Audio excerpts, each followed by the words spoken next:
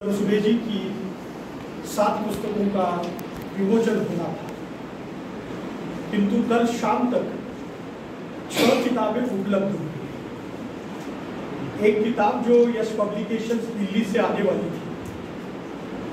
आप साहित्य के सभी मर्मज्ञ हैं, आप जानते हैं इस समय दिल्ली में विश्व पुस्तक मेला लग चुका है, चल रहा है। 10 फरवरी से लेकर विश्व पुस्तक मेला शुरू हो चुका है। परिणामतः पब्लिकेशन के जो वितरक है उन्होंने असमर्थता जताई कि इस हफ्ते में मैं आपको किताब नहीं दे पाऊंगा। हालांकि उन्होंने पहले शब्द दिया था कि शनिवार तक आपको पार्सल मिल जाएगा, मैं बाय ईयर भेज रहा हूं, लेकिन उनकी व्यस्तता के चलते वो किताब कल तक उपलब्ध नहीं हो पाई, इसलिए आज उसका विमोचन नहीं हो रहा। परंतु ये किताब क्या है, एक 3 मिनट में मैं आपके सामने उसकी स्थूल जानकारी आपके सामने रखने जा रहा हूं। आप जानते हैं आज 7 पुस्तकों का लोकार्पण हो रहा है। 7 में 2 अनुवाद की है, 1 संस्मरण की है और 4 समीक्षा की है। हिंदी उपन्यास के पदचिन्ह, इस शीर्षक से ही आपको आशय मिल जाता है कि जाहिर है हिंदी उपन्यासों की समीक्षा इस पुस्तक के अंतर्गत की गई। प्रोफेसर रमानवली जी यहाँ बैठी हैं, मैं उनका बहुत आदर के साथ उल्लेख करना चाहूंगा कि सन 2020 में उन्होंने एक पुस्तक लिखी है। पुस्तक का शीर्षक है समीक्षा की समीक्षा, डॉक्टर सूर्य नारायण रणसुभे साहित्य के संदर्भ में। रणसुभे जी का जो समीक्षात्मक लेखन है, उस समीक्षात्मक लेखन 350 पेजेस की पुस्तक रमा जी लिख चुकी है। हाँ, मैं उनका अभिनंदन भी करना चाहूंगा।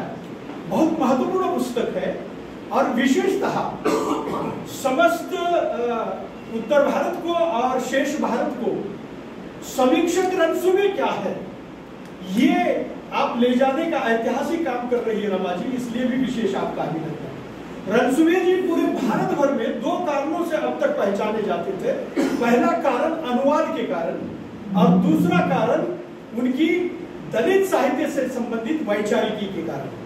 परंतु ये जब पुस्तक आई मार्केट में, पहली बार हिंदी के समीक्षकों का ध्यान गया कि एक ऐसा व्यक्ति जो सुदूर महाराष्ट्र में समीक्षा के क्षेत्र में कुछ नई चीजें दे रहा है, नए मानदंड स्थापित कर रहा है, नए मूल्य देने का प्रयास कर रहा है, जो हिंदी समीक्षा को समृद्ध करने वाले हैं, संपन्न बनाने वाले हैं और प्रचलित परिपाठी को भी तोड़ने वाले हैं।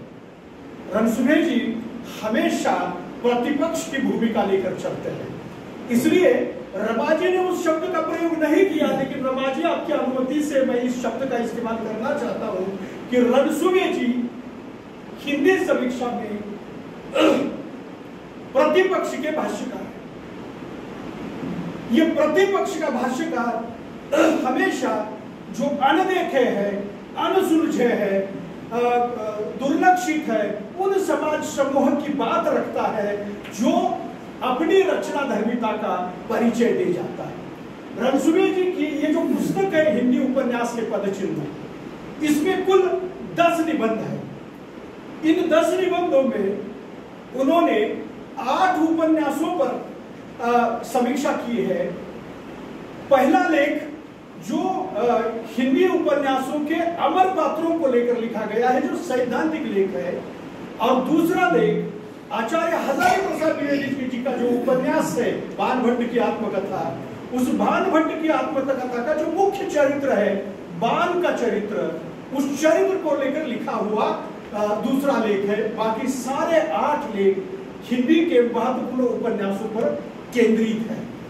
रमा जी से एक शब्द उधार लेकर मैं कहना चाहूंगा कि उनके इस समीक्षा को मैं 3 भागों में वर्गीकृत करना चाहूंगा। पहला भाग है उनकी समीक्षा इस पुस्तक के संबंध में, जहां तक सवाल है, विषय वस्तु की दृष्टि से जो विभाजन है, उसमें पहला भाग है सांप्रदायिकता की समस्याओं पर आधारित उपन्यासों की समीक्षा। सांप्रदायिकता का जो प्रश्न है, उस सांप्रदायिकता का प्रश्न लेकर लिखे गए जो हिंदी में महत्वपूर्ण उपन्यास है, आरंभिक उपन्यास है, चर्चित उपन्यास है, मौलिक उपन्यास है, साहित्य अकादमी प्राप्त उपन्यास है। ऐसे 4 उपन्यासों की समीक्षा इस पुस्तक के अंतर्गत की गई है, जिसमें पहली पुस्तक है झूठा सच, दूसरी पुस्तक है लौटे हुए मुसाफिर, तीसरी पुस्तक है कितने चौराहे, और चौथी पुस्तक है जिस पर दूरदर्शन पर धारावाहिक भी आ चुका है, तमस। सांप्रदायिकता की समस्या पर केंद्रित इन 4 उपन्यासों की समीक्षा रणसुभेजी ने लिखी है। हम सब रणसुभेजी की वैचारिकी से परिचित है। हम सब जानते हैं कि हिंदू मुस्लिम संबंधों को लेकर वो कितने संवेदनशील है, कितने सूक्ष्म तरीके से सोचते हैं, और उस परंपरा का पूरा संज्ञान वे हिंदी समीक्षा को करके देते हैं। यह विशेष उल्लेखनीय बात है। दूसरा जो वर्गीकरण है वो है विमर्श संबंधित उपन्यास। आप सभी जानते हैं कि यह दौर विमर्शों का दौर है। यह दौर नई धाराओं के उदय का दौर है।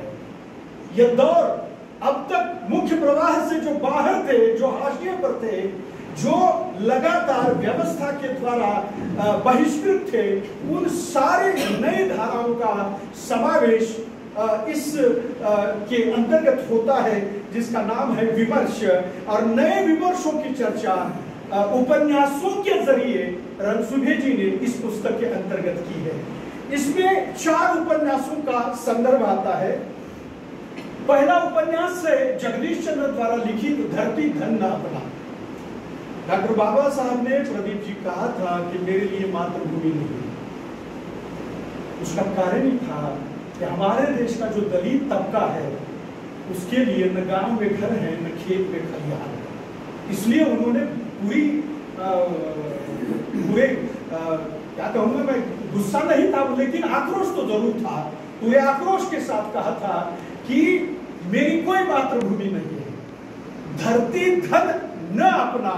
यह उपन्यास दलित विमर्श से संबंधित उपन्यास है, जिसकी समीक्षा रणसुभेजी ने की है। दूसरा उपन्यास है प्रभात खेतान जी का पीली आंधी। तीसरा उपन्यास है शिवमूर्ति जी का कुच्ची का कानून। ये दोनों उपन्यास स्त्री विमर्श से संबंधित उपन्यास है। और चौथा उपन्यास इस वर्गीकरण के अंतर्गत आता है, वह उपन्यास है post box number 203 Nala Sopara. ये किन्नर विमर्श से संबंधित उपन्यास है। इसका मतलब है कि रणसुभेजी दलित विमर्श, स्त्री विमर्श और किन्नर विमर्श के हमेशा पैरोकार रहे हैं। रणसुभेजी, मन्नू भंडारी जी ने कभी कहा था कि आज स्त्री विमर्श की जरूरत नहीं है, पुरुष विमर्श की जरूरत है। ये आपके लेख पढ़कर लगता है कि ये पुरुष विमर्श है, और ये पुरुष विमर्श निश्चित ही स्त्री विमर्श को एक नया आयाम देगा, एक नई दृष्टि देगा, ऐसा मेरा मानना है। तीसरा और अंतिम वर्गीकरण मैं करना चाहूंगा। पहला सांप्रदायिकता की समस्या से संबंधित उपन्यास, दूसरा विमर्श से संबंधित उपन्यास, और तीसरा है समकालीनता से प्रेरित उपन्यासों का संदर्भ। इस वर्गीकरण के अंतर्गत रणसुभेजी ने 2 उपन्यासों का समावेश किया है। एक उपन्यास है बाणभट्ट की आत्मकथा और दूसरा उपन्यास है अंतिम अरण्य। अंतिम अरण्य बहुत चर्चित उपन्यास रहा, जिस उपन्यास के प्रकाशन के बाद निर्मल वर्मा जी को ज्ञानपीठ पुरस्कार मिला। और बाणभट्ट की आत्मकथा आचार्य हजारी प्रसाद द्विवेदी जी का जब उपन्यास प्रकाशित हुआ था, तब कभी कोहल्ला मचा था, काफी चर्चा हुई थी बाण के चरित्र को लेकर और अन्य सारी चीजों को लेकर। रणसुभेजी के इस समग्र समीक्षा के अंतर्गत मुझे 3 विशेषताएं दिखती है, वो बताकर मैं रुकूंगा। पहली बात, रणसुभेजी अपनी समीक्षा के अंतर्गत सामंती व्यवस्था का प्रतिरोध करते हैं, सामंती जीवन दृष्टि का प्रतिरोध करते हैं, और एक ऐसी व्यवस्था वे भारतीय समाज में लाने की अपेक्षा रखते हैं जो इस देश के सामान्य जनों के लिए जनमन की व्यवस्था हो, और उस व्यवस्था के वे आग्रही रहे हैं, जिसका परिचय उनकी समीक्षा के अंतर्गत मिलता है। दूसरी महत्वपूर्ण बात यह है कि रणसुभेजी जब समीक्षा करते हैं किसी कृति की, तो वह कृति की राह से जाते हैं, वो कृति को कृति की राह से ले जाने का प्रयास करते हैं। और जब कृति को कृति की राह से ले जाने का प्रयास होता है, तब जाहिर है उस कृति में जो सामाजिक और सांस्कृतिक परिवेश आया है, उस सामाजिक और सांस्कृतिक परिवेश के कई संदर्भ वे अपने समीक्षा में लेकर आते हैं और हिंदी समीक्षा को सामाजिकता और सांस्कृतिकता इन दो नए मूल्यों से जोड़ने का काम करते हैं। ये दूसरी उल्लेखनीय बात है। तीसरी और महत्वपूर्ण बात बताकर मैं रुकूंगा। रामानवले जी ने रणसुभे जी को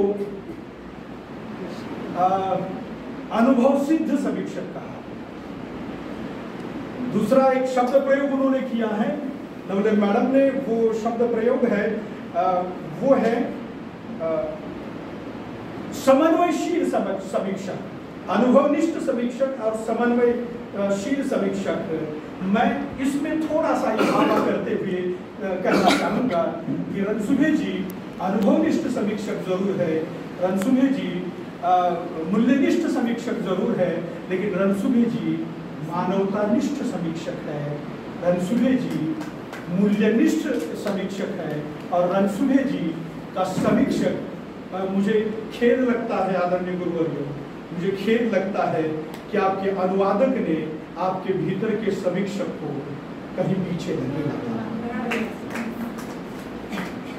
हम लोगों को आज भी लगता है आपने ऐतिहासिक काम ही किया है अनुवाद करके, उसमें कोई दो राय हो ही नहीं सकती। पूरा मराठी समाज और पूरा भारतीय समाज आपके प्रति कृतज्ञ है, परंतु मुझ जैसे हिंदी के एक पाठक को लगता है कि समीक्षक रणसुभे जी को कहीं हम पढ़ने से अछूते रह गए हैं। और इसलिए आने वाले दिनों में आप समीक्षा के क्षेत्र में निश्चित रूप से हम लोगों के लिए एक नाश्ता बनाएंगे, रास्ता दिखाएंगे, ऐसी उम्मीद मैं करता हूँ। और समीक्षक रणसुभे जी का अभिनंदन करते हुए हिंदी उपन्यास के पदचिन्ह के लिए, जो पदचिन्ह अंकित हो चुके हैं, उसके लिए आपको अनेकानेक बधाइयाँ देता हूँ, अभिनंदन करता हूँ, वंदन करता हूँ। बहुत बहुत धन्यवाद।